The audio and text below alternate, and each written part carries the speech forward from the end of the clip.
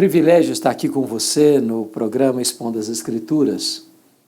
E hoje eu quero conversar sobre um tema tão importante que é disciplina e restauração. E eu quero não propriamente expor um texto da Bíblia hoje, mas expor um pouco da história hoje. Eu queria tratar desse tema falando sobre Israel, os alertas de Deus a Israel e como Israel desobedeceu a Deus, tapou os ouvidos à voz dos profetas de Deus, perseguiu os profetas de Deus, não honrou os compromissos firmados com Deus.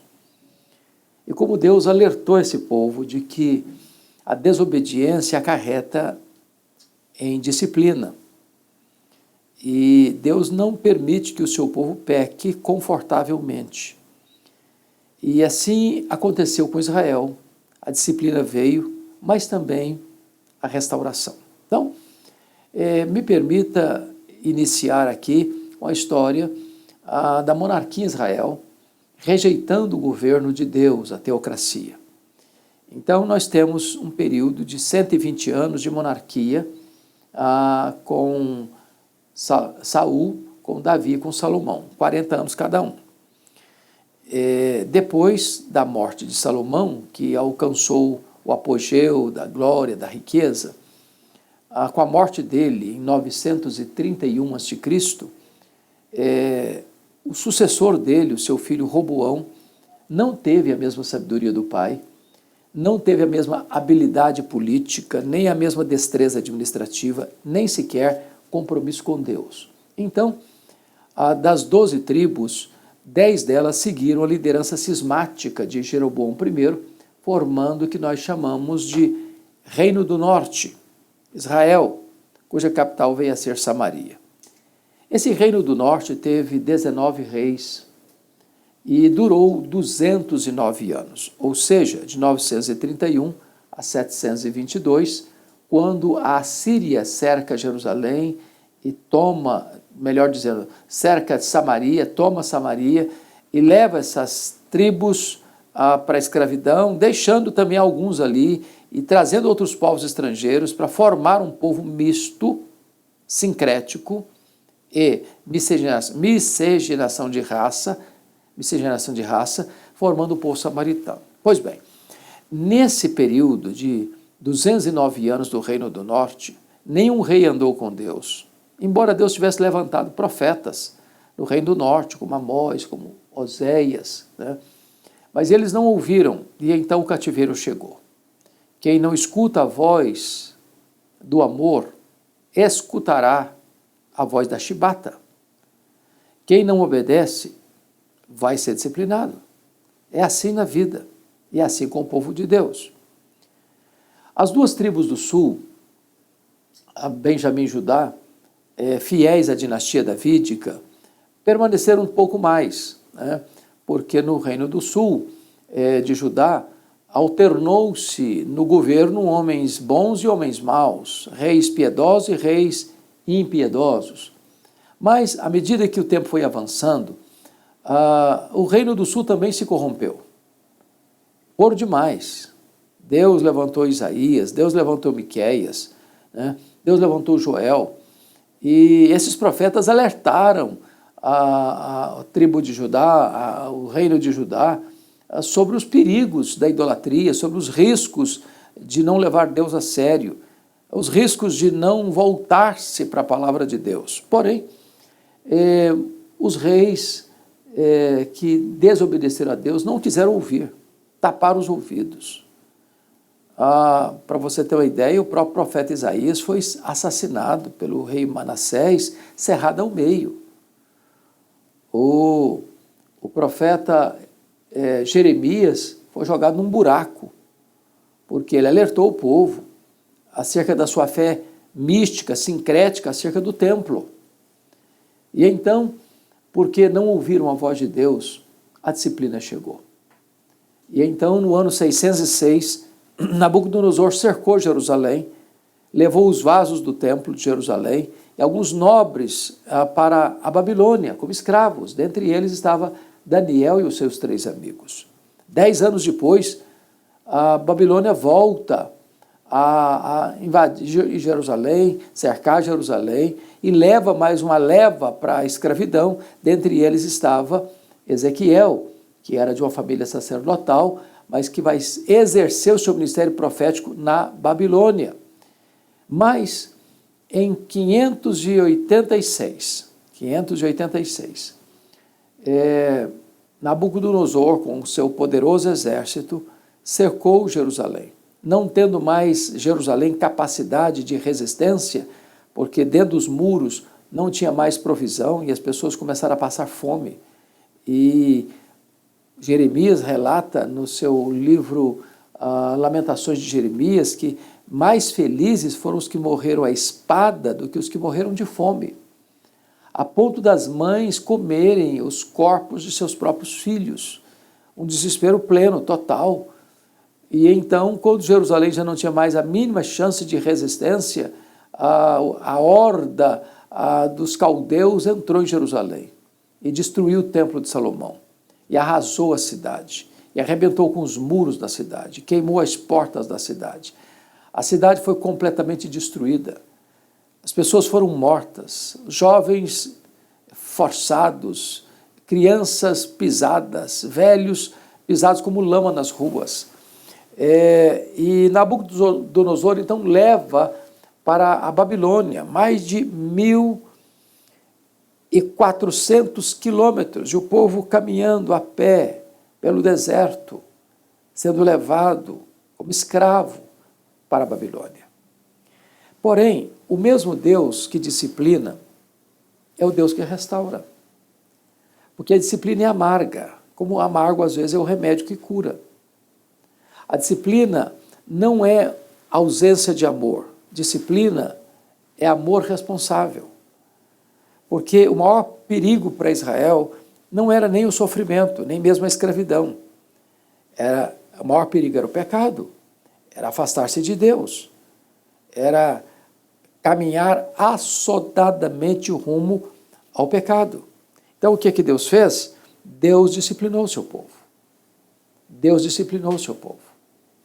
E esse povo foi então levado para a Babilônia. Lá no Salmo 137, somos informados de que as pessoas estavam às margens dos rios da Babilônia, dependuravam suas harpas nos salgueiros. Eles não cantavam, estavam entregues à nostalgia, ao abatimento de alma, ao desânimo completo. Eles só pensavam numa coisa: vingança. Feliz é aquele, ó Babilônia, que esmagara a cabeça de seus filhos numa pedra. Eles estavam tomados por um sentimento de hostilidade em relação aos seus captores. Os que ficaram lá ficaram em grande miséria, os muros quebrados, as portas queimadas, debaixo de miséria e opróbrio e abandono. E então a disciplina de Deus, aplicada ao povo de Deus, vai ter o efeito necessário, que é libertar esse povo da idolatria, porque o grande pecado que trouxe Israel a essa situação de desastre e ao reino do sul de Judá de desastre foi a idolatria, foi se curvar diante de outros deuses, foi não reconhecer que só o Senhor é Deus. Eles mergulharam-se no erro doutrinário, no erro moral, e a vida foi se desfibrando, foi se desfigurando, e a vida foi se tornando uma vida insossa, ou melhor, rebelde contra Deus. Então, foi necessária a disciplina. A disciplina foi o remédio amargo de Deus, e Deus usou os reis ímpios para disciplinar o seu próprio povo, as nações ímpias para disciplinar o seu próprio povo. Porém, Deus não esqueceu do seu povo. Deus não abandonou o seu povo. A disciplina não tem o propósito de destruir, mas de recuperar, de restaurar. E o próprio profeta Jeremias havia dito que o cativeiro teria tempo de validade, que ele teria um dia de encerramento, e era 70 anos e não mais. Não mais. Porém, em 539, a Babilônia caiu nas mãos do Império Medo-Persa. Quem levou o povo de Judá para o cativeiro foi a Babilônia. Mas agora essa Babilônia não manda mais no mundo. Essa Babilônia foi tomada.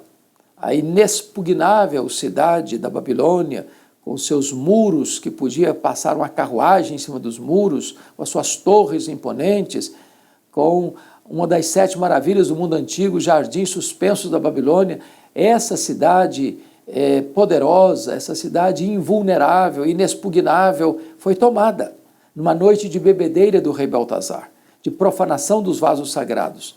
Então, a cidade foi tomada e a Babilônia cai nas mãos de um outro império, o Império Medo-Persa. O primeiro ano de Ciro, Deus pôs no coração dele, porque já tinha terminado o tempo da escravidão, para que ele fizesse um decreto permitindo que os judeus voltassem para Jerusalém, e voltassem para Jerusalém com um propósito, o propósito de construir o templo de Jerusalém. Israel não seria tanto uma nação, mas um povo adorador. E o centro nevrálgico do povo era o próprio Deus, o próprio culto a Deus. O centro de tudo era a adoração ao Senhor. Por isso que o templo precisava ser reconstruído ou construído antes mesmo da reconstrução da cidade.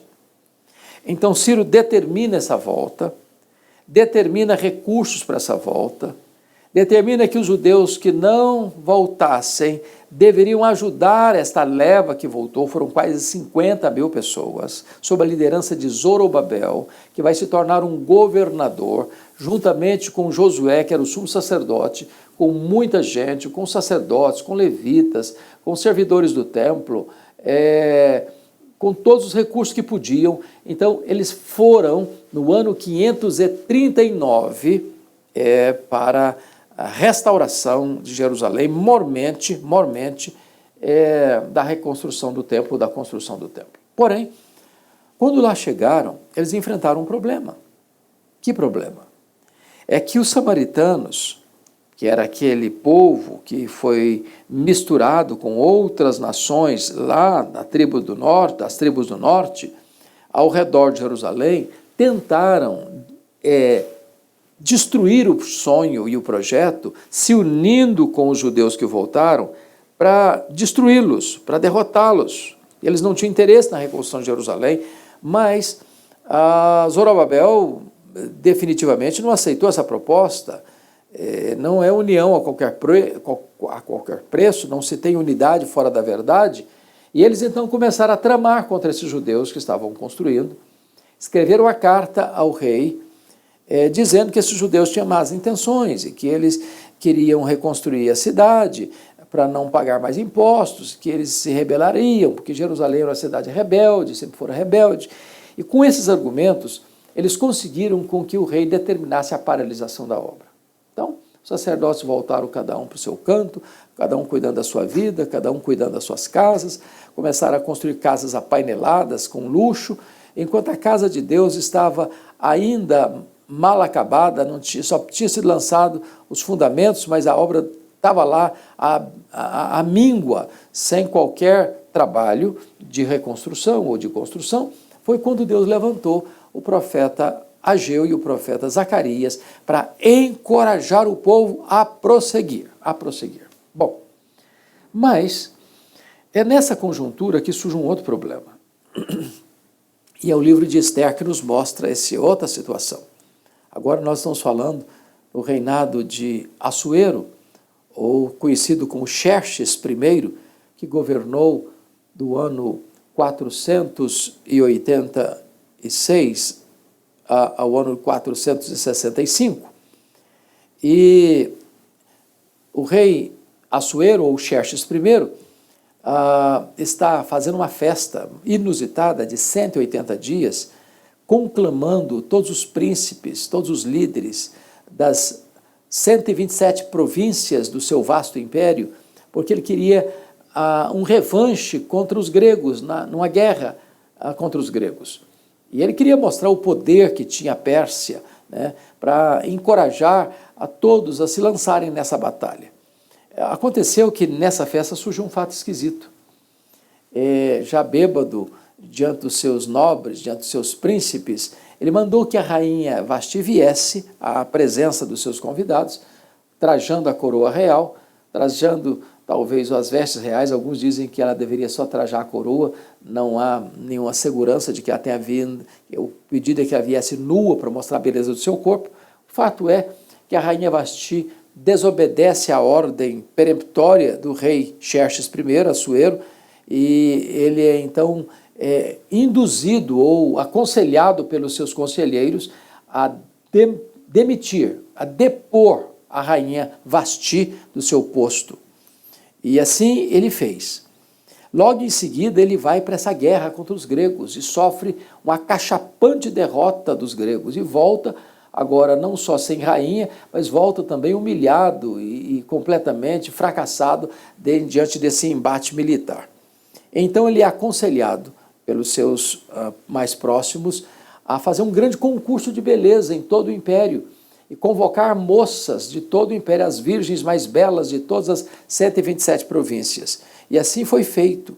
E segundo Flávio Josefo, historiador judeu, 400 moças virgens foram trazidas para o harém de Assuero ou de Xerxes I para um concurso onde ele haveria de conhecer cada uma dessas moças, dormir com cada uma dessas moças, e aquela que ele escolhesse seria a rainha sucessora de Vasti. Pois bem, é nessa conjuntura que a rainha, uma moça judia chamada Esther, entra nesse páreo, porque Esther tinha ficado órfã de pai e mãe, e o seu primo Mardoqueu, ou Mordecai, criou-a com uma disciplina muito bonita, com princípios muito firmes, e ela fez parte desse concurso, e ganhou esse concurso, e tornou-se rainha da Pérsia. Logo que ela foi constituída rainha, surge um outro problema, é que um homem da corte foi colocado por Assuero, ou por Xerxes I, na posição mais alta do seu reino, um homem chamado Amã. Ele era descendente lá dos Amalequitas, e esse homem recebia, então, a homenagens, reverência de todo o povo, exceto de um homem, que era Mordecai, que era o primo da rainha. Só que a rainha não tinha dito para ninguém a origem dela, que era judia. Então, esse homem chamado Amã, astuciosamente, induz o rei Xerxes I a baixar um decreto em todo o seu reino para que todos os judeus fossem assassinados, fossem mortos, porque esses judeus, eles não eram obedientes às leis da Pérsia, e ele promete ao rei que vai também angariar fundos muito grandes para o erário público através das riquezas adquiridas tomadas desses judeus. O rei, sem reflexão alguma, permite a esse cidadão chamado Amã a escrever esse decreto, a comunicar essa ordem do rei que os judeus deveriam ser assassinados. Marcaram a data, final do ano, e então as cartas foram levadas pelos correios oficiais e os judeus seriam mortos nesse dia. Mordecai era judeu, a rainha Esther era judia, mas o rei não sabia disso. O fato é que quando Mordecai soube disso, ele ficou muito desesperado, ele foi para a porta do palácio, vestido de pano de saco, a rainha quis saber qual a tristeza dele, ele não contou, depois ela ficou sabendo que se tratava de uma ordem, de um decreto do marido dela, do rei Xerxes I, ordenando a matança de todos os judeus. E ele diz: olha, rainha, se você não fizer alguma coisa, você não vai escapar também, vai morrer todo mundo. E mais, quem sabe para essa conjuntura que Deus levantou você para essa ocasião. Então Esther determina um jejum de 3 dias, convoca um jejum de 3 dias, e ela então compareceria perante o rei, porque ela só podia comparecer se ele a convidasse, e ela então convida o rei, consegue chegar até ele, convida o rei para um banquete, convida o Amã para um banquete. Nesse banquete, ela ainda não abre o coração. Ela diz: olha, amanhã eu vou abrir meu coração, vou dizer o que eu quero. O rei disse: você pode pedir o que você quiser, até a metade do reino. E ela falou: eu quero você de novo, eu quero o Amã de novo aqui, e então eu vou revelar o que eu quero. Só que naquela noite aconteceu um fato muito curioso. O rei perdeu o sono. E quando ele perdeu o sono, ele pediu que viesse alguém ler para ele os registros, nos anais da história do reino da Pérsia. E ali constava um fato muito curioso, que 2 dos eunucos do palácio tinham tramado a morte do rei por traição. E o Mordecai escutou essa conversa, o primo da Ester, e disse, olha Ester, existe dois eunucos que estão tramando a morte do seu marido, do rei, e eles estão para praticar esse crime. E aí Ester comunicou o fato ao seu marido, ao rei Xerxes I, e ele investigou os fatos, de fato isso era verdade. E esses 2 moços foram mortos, foram enforcados. Só que Mordecai não recebeu nenhum prestígio por isso, nenhuma recompensa por isso. E aí, quando está lendo lá a história de madrugada, sem sono, camarada, e ler exatamente o registro dessa denúncia a que Mordecai fez aos traidores do rei, e o rei perguntou assim, mas o que foi feito para homenagear esse homem, para honrar esse homem? Não fizeram nada. Nessas alturas, preste atenção nessa história, nessas alturas, o Amã é tido para casa, porque ele saiu do banquete da Ester, o primeiro banquete, com o peito estufado lá. E olha, como é que eu sou o cara mais importante? A rainha convida para um jantar e só o rei e eu fui convidado. Eu sou o cara mais importante da Pérsia, eu sou o cara com maior prestígio na Pérsia. Só que quando ele desce, o Mordecai, o primo da rainha, está lá e ele não sabe que o camarada é primo da rainha, e nem sabe que esse camarada é judeu, nem que a rainha é judia. E o Mordecai não prestou homenagem para ele ficou muito irritado, aqui tirou a paz dele, chegou em casa e falou, olha, eu sou o cara mais prestigiado da Pérsia, mas tem uma coisa que me incomoda, aquele homem não presta homenagem a mim. Aliás, ele sabia que ele era judeu, aquele judeu, eu só não sabia que era primo da rainha, aquele judeu não se curva diante de mim. Aí a mulher dele, com os conselheiros, ele falou, que é isso, cara? Você é um cara tão poderoso, está perdendo a paz por causa desse judeu? Faz uma forca essa noite, bem alta, para todo mundo ver. E amanhã cedo vai ao palácio. O rei já mandou matar todos os judeus. Antecipar a morte desse aqui não vai ser problema nenhum para o rei. Você vai lá e pede autorização para o rei e esse cara vai morrer. Quando amanheceu o dia, estava terminando a leitura desse fato, o rei perguntou assim, tem alguém no pátio? Aí disseram, não, tem sim, o Amã está aí. Mas deixa eu ver. Aí o rei perguntou, Amã, o que é que se deve fazer a um homem cujo rei quer honrar? O Amã pensou que estava falando dele. Aí botou a régua lá em cima. Eu acho que deve vestir esse cara com as vestes reais. Eu acho que deve colocar a coroa na cabeça dele. Deve colocar o anel de sinete no dedo dele. Deve pegar o cavalo que o rei anda e montar esse cara. E os príncipes devem sair pelas ruas, carregando o cara montado no cavalo real com as vestes reais, pensando que está falando dele. Aí o rei Xerxes disse que, pois é, eu quero honrar Mordecai. E você vai fazer exatamente isso. Você vai andar pelas ruas da cidadela de Suzã, honrando esse camarada. A ficha caiu, ele percebeu que tinha cometido uma loucura, o camarada agora não vai para a forca, o cara agora é o honrado do rei. E quando ele faz esse passeio turístico com Mordecai pelas ruas de Suzã, ele volta para casa desesperado. Falou para a mulher dele, para os conselheiros dele, falou, olha, agora você está perdido. Esse Mordecai é judeu, você não vai prevalecer contra ele, não. A essas alturas chega os emissários da rainha para levar o cara para o segundo banquete. Ele era convidado. Quando ele chega lá, o rei perguntou, Ester, o que você quer? Qual o seu pedido? Ela disse, o meu pedido é para que eu e o meu povo não sejamos mortos. A traição. Existe um decreto de morte lavado contra mim e contra o meu povo. Aí o rei, como que um desavisado, falou, mas quem fez essa maldade? E a rainha disse, esse homem, esse mau Amã, que estava lá no banquete. O rei ficou perturbado porque ele tinha culpa no cartório. Ele assinou o decreto sem saber direito o que estava fazendo, confiando no cara.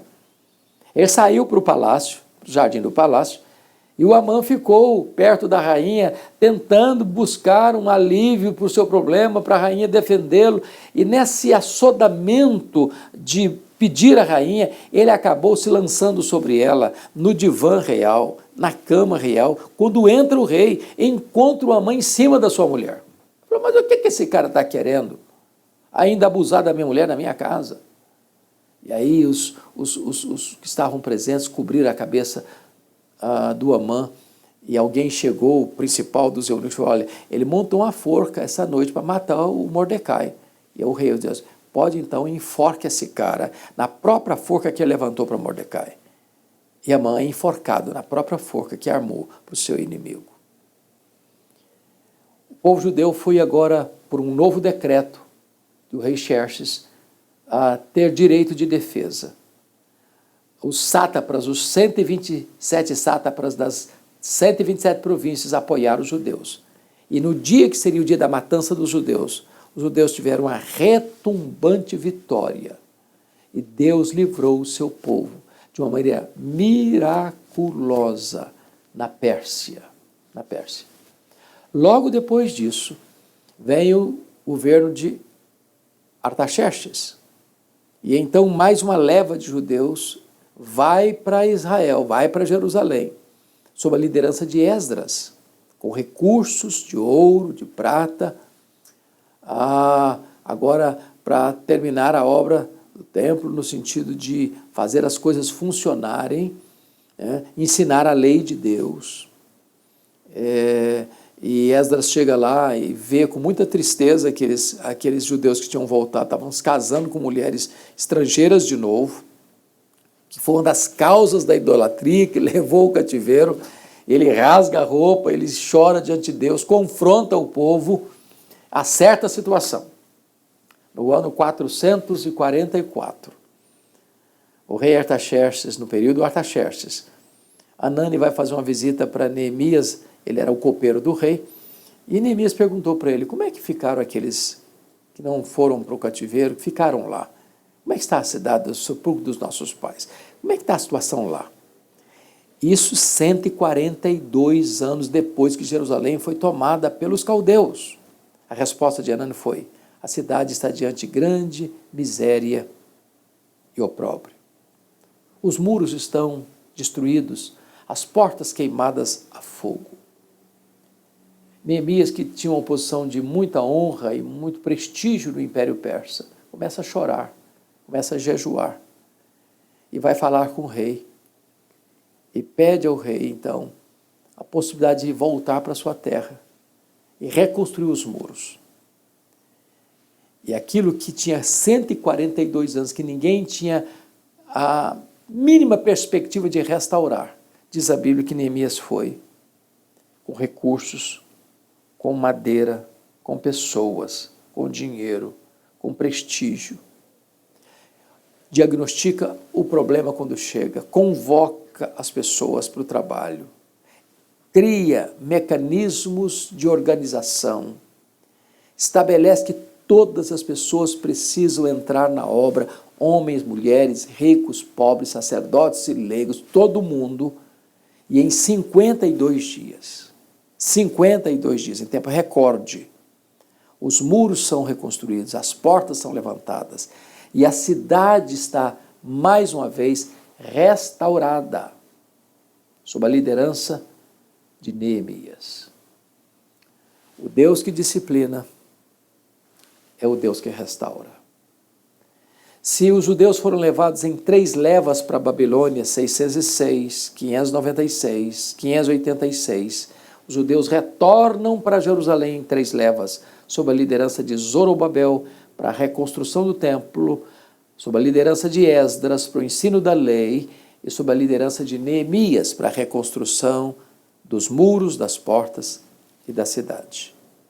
Assim, a aliança de Deus perdura e permanece, porque Deus havia jurado a Davi que um descendente de Davi assumiria o trono, e esse reino seria eterno, e esse rei jamais desceria do poder. É claro que essa história precisava continuar dentro da dinastia davídica, e então, na plenitude dos tempos, nasce Jesus, em Belém da Judéia, na casa do pão, na mesma cidade que Davi nasceu, para ser o pão da vida, o Salvador do mundo, o restaurador do seu povo. O Deus que disciplina é o Deus que restaura. Se você está debaixo da disciplina de Deus, não se desespere, porque Deus nunca vai abandonar você. Deus é poderoso para pegar o caco, o vaso quebrado, fazer dele um vaso novo. E é isso que Deus pode fazer na minha, na sua e na nossa vida, porque o Deus da disciplina é o Deus da restauração. Deus abençoe você.